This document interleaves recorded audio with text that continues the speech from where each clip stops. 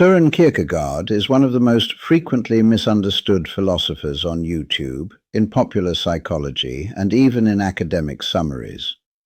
This is not because his ideas are obscure, but because they are uncomfortable. Kierkegaard is often simplified in ways that make him easier to admire, quote, or apply, while quietly removing the demands that define his thought. The first and most common misreading treats Kierkegaard as a philosopher of emotion. He is often presented as a thinker of feelings, anxiety, despair, dread, passion. These concepts are extracted from his work and treated as psychological states, inner experiences that can be described, managed, or even aestheticized. Kierkegaard's own view is far harsher. Anxiety and despair are not emotions in the ordinary sense. They are conditions of existence. They do not tell us how we feel. They tell us how we are relating to ourselves. To treat them as moods is to neutralize their seriousness. When anxiety is reduced to a feeling, it becomes something to regulate. Kierkegaard insists that anxiety reveals freedom. It arises because the self is not fixed. To eliminate anxiety entirely would be to eliminate the very condition that makes responsibility possible. Likewise, despair is often misread as depression. Kierkegaard insists that despair is not sadness. One can be cheerful and despairing. One can be successful and in despair. Despair is not an affective state. It is a misrelation, a way of refusing to become a self. This misreading is attractive because it makes Kierkegaard compatible with therapeutic culture. If anxiety and despair are feelings, then Kierkegaard becomes a proto-psychologist. His work can be absorbed into self-help frameworks that promise relief without demanding transformation. Kierkegaard would reject this entirely. His aim is not to help individuals feel better, it is to force them to face themselves honestly. Anxiety and despair are not problems to be solved. They are disclosures to be endured. The second common misreading treats Kierkegaard as a champion of subjectivism. Because he insists that truth is subjective, he is often portrayed as an early relativist, someone who believed that truth varies from person to person, or that sincerity is enough. This is a profound distortion. Kierkegaard does not mean that truth is arbitrary. He means that truth must be lived. A belief that is correct in theory but not embodied in existence is not yet truth. It remains information. Subjectivity, for Kierkegaard, intensifies responsibility. It does not dissolve it. The individual cannot hide behind objectivity, consensus, or correctness. They must answer for how they exist in relation to what they claim to believe. This makes Kierkegaard more demanding than most objective moral systems, not less. Relativism removes obligation. Kierkegaard multiplies it. This misreading persists because it allows people to admire Kierkegaard without changing anything. One can say, truth is subjective, while continuing to live at second hand. Kierkegaard's actual position makes this impossible. A third misreading presents Kierkegaard as an anti-rational irrationalist. Because he criticizes system building and emphasizes faith, he is often portrayed as hostile to reason. Faith is taken to mean blind belief, emotional leap, or anti-intellectual surrender. Kierkegaard's position is far subtler. He does not reject reason. He rejects the idea that reason can complete existence. Reason explains, it does not decide. Reason clarifies, it does not commit. Faith is not irrationality. It is commitment beyond proof. Kierkegaard insists that reason reaches a limit, not because it fails, but because existence demands more than explanation. Faith begins where justification ends. This does not abolish reason. It places it in its proper place. To treat Kierkegaard as an enemy of reason is to miss the point entirely. He is an enemy of reason replacing responsibility. This misreading allows critics to dismiss him as emotional or anti-modern. It also allows admirers to romanticize him as a rebel against rationality. Both avoid his real challenge. Kierkegaard's challenge is not to abandon reason. It is to stop using it as a refuge from decision. These misreadings all share a common structure. They turn Kierkegaard into a thinker who can be safely admired without being obeyed. They convert demands into descriptions, obligations into insights, and existential pressure into intellectual content. The result is a Kierkegaard who sounds profound but asks nothing. The real Kierkegaard asks everything. The next part will address further distortions, including the idea that Kierkegaard advocates isolation, despair, or suffering for their own sake, and show how these misreadings systematically reverse the meaning of his work. A fourth widespread misreading treats Kierkegaard as a philosopher of isolation, someone who glorifies inward withdrawal, loneliness, and separation from others. His emphasis on individuality is often interpreted as a rejection of community, social life, or shared responsibility. This misreading confuses inwardness with isolation. Kierkegaard does not argue that the individual should flee society.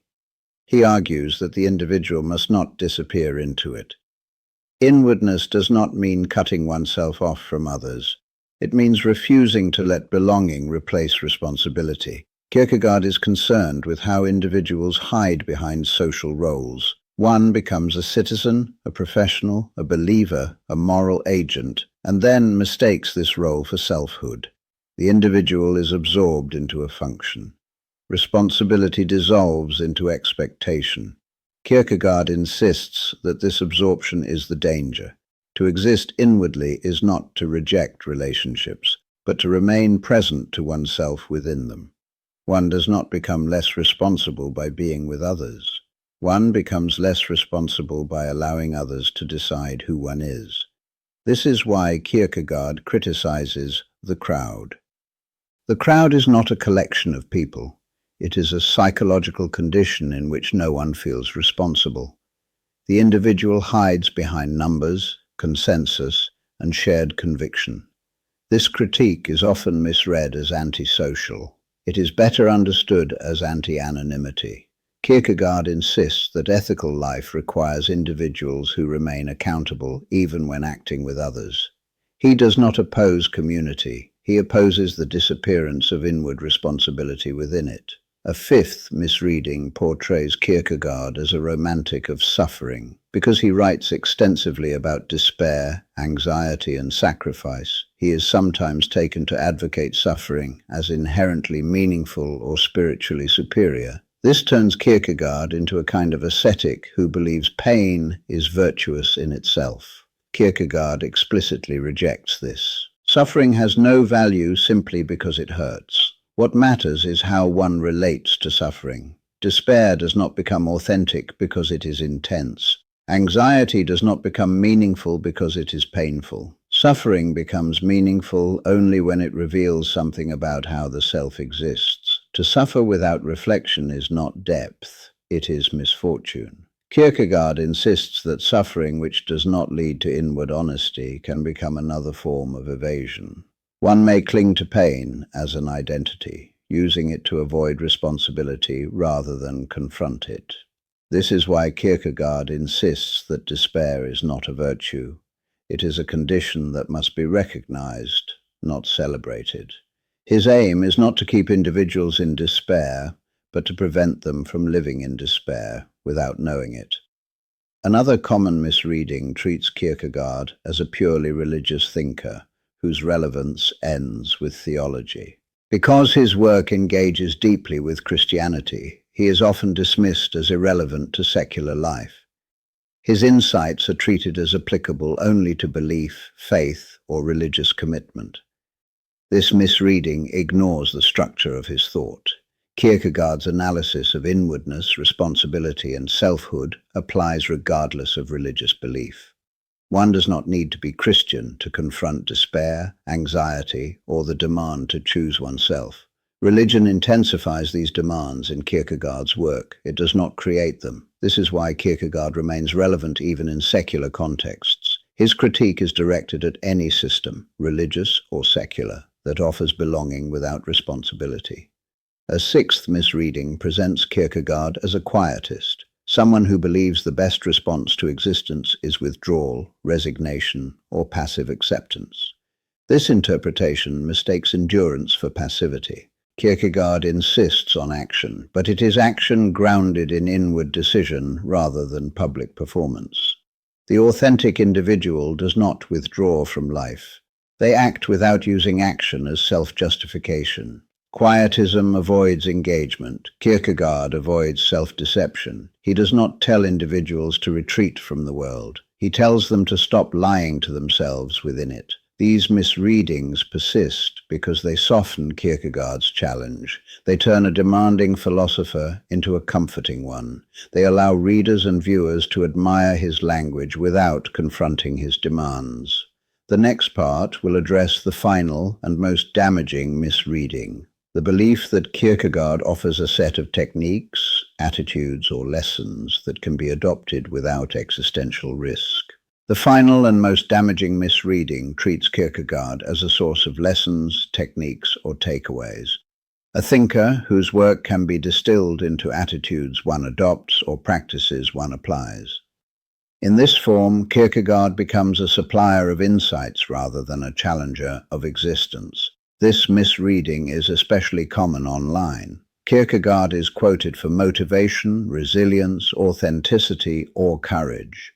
His language is extracted and repurposed to support personal growth narratives that promise improvement without danger.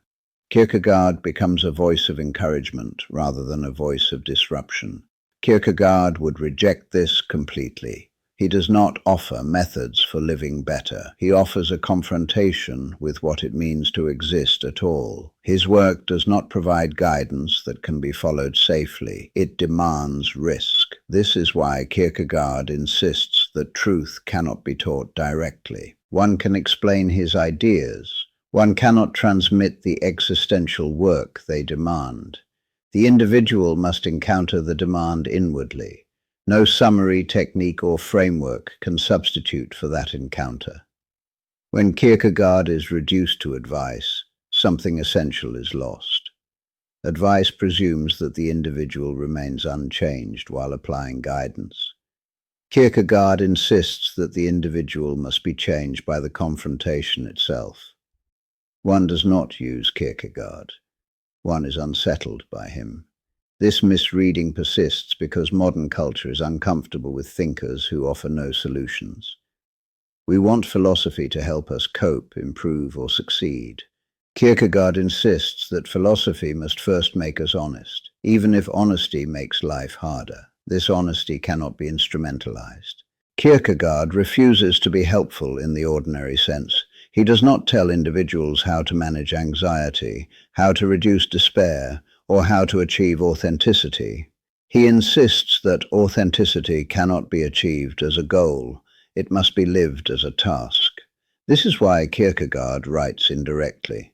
His use of pseudonyms, irony, and fragmented styles is often treated as literary flourish. In reality, it is a deliberate refusal to turn philosophy into instruction. He does not want readers to agree with him. He wants them to confront themselves. When his writing is treated as content, the confrontation disappears. The individual consumes Kierkegaard rather than encountering him. His ideas become interesting rather than demanding. The reader remains intact. Kierkegaard would say that nothing has happened. This final misreading unifies all the others. When Kierkegaard is treated as a psychologist, a relativist, an irrationalist, a romantic of suffering, or a self-help thinker, the same thing occurs. His thought is neutralized. It becomes safe. The real Kierkegaard is not safe. He does not reassure. He does not resolve. He does not console. He insists that existence remains unresolved, risky, and demanding. This is why Kierkegaard continues to be misunderstood. His work resists assimilation. It cannot be absorbed without loss. Any attempt to make it comfortable will distort it. To read Kierkegaard properly is not to agree with him. It is to allow oneself to be questioned by him. This questioning does not end with understanding. It begins there. The final part will draw this together and show why Kierkegaard's most important contribution is not a doctrine or position, but a refusal to let individuals evade the task of becoming selves. All of these misreadings share a single underlying mistake. They try to make Kierkegaard usable. They turn his thought into something that can be applied, adopted, admired, or safely integrated into an existing way of life. Kierkegaard's work resists this entirely. He does not offer a worldview to inhabit. He exposes the ways worldviews are used to avoid existing. He does not provide an identity to adopt. He dismantles identities that allow the individual to escape responsibility. This is why Kierkegaard is so often misunderstood. Readers and viewers approach him looking for orientation, reassurance, or guidance. They want him to tell them what to believe, how to live, or which commitments are justified. Kierkegaard refuses to do this. Instead, he asks a question that cannot be answered abstractly. How are you existing? This question is dangerous. It cannot be answered with concepts alone. It cannot be settled by agreement or disagreement. It demands that the individual look at their own life, not as a story they tell, but as a pattern of choices they are living. Kierkegaard insists that most people avoid this confrontation. They replace it with interpretation. They analyze his ideas, categorize his positions, and debate his influence. All of this can be done without becoming involved. Kierkegaard insists that involvement is the point. To misunderstand Kierkegaard is not merely to misinterpret his arguments. It is to protect oneself from his demand. This is why his work generates such strong reactions. Some admire him as a literary genius, others dismiss him as irrational, others cherry-pick his language for inspiration. In each case, the confrontation is avoided. The real Kierkegaard leaves no one comfortable. He refuses to let individuals hide behind explanation, belief, morality, or system. He insists that the self cannot be inherited, outsourced, or performed. It must be chosen inwardly, without guarantees. This is why Kierkegaard cannot be summarized without loss. Any summary that leaves the reader unchanged has failed. His work does not aim at understanding alone. It aims at transformation, not through instruction, but through exposure. To read Kierkegaard properly is therefore unsettling. One cannot simply learn Kierkegaard. One must decide what to do with the life his questions expose. His philosophy does not end at comprehension. It begins there. This is the final correction to the common misreadings. Kierkegaard is not a thinker who gives answers. He is a thinker who removes excuses. He strips away the explanations, identities, and reassurances that allow individuals to avoid becoming selves.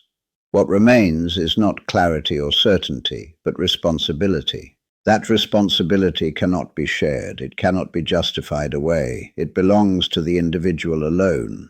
This is why Kierkegaard remains so difficult and so necessary, not because he tells us what to think, but because he refuses to let us stop thinking about how we are living.